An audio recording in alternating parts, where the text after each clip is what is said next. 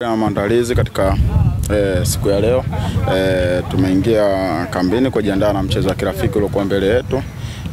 Na imani utakuwa ni mchezo mzuri na utakuwa ni mchezo wenye maandalizi mazuri kuelekea katika mashindano ya AFCON. Na sasa hivi kama tunavyoona tuna benchi jipya la ufundi, nadhani linaendelea kutengeneza na kutengeneza vitu vyake ambavyo inahitaji kuelekea katika mchezo huu.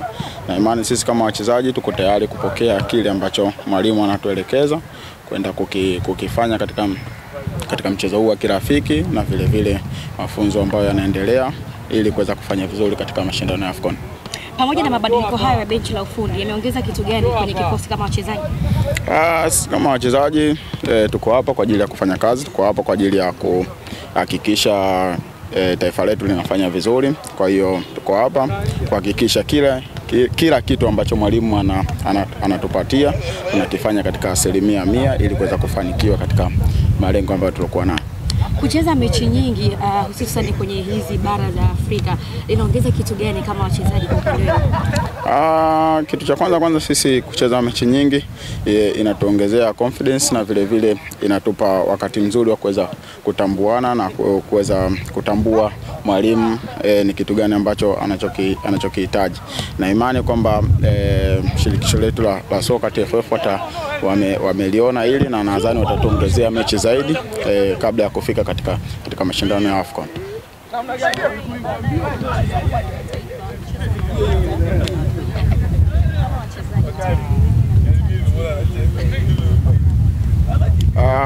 Sisi tuko tayari na nadhani njia ambayo tunaitumia inaanzia katika mchezo huu ambao tunakwenda kucheza.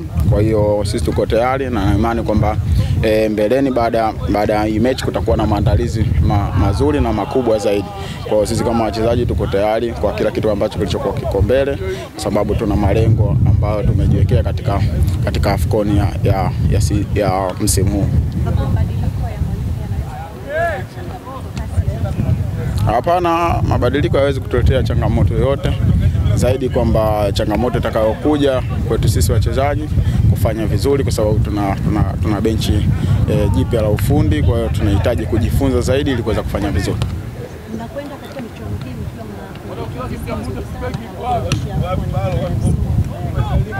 pengine kwa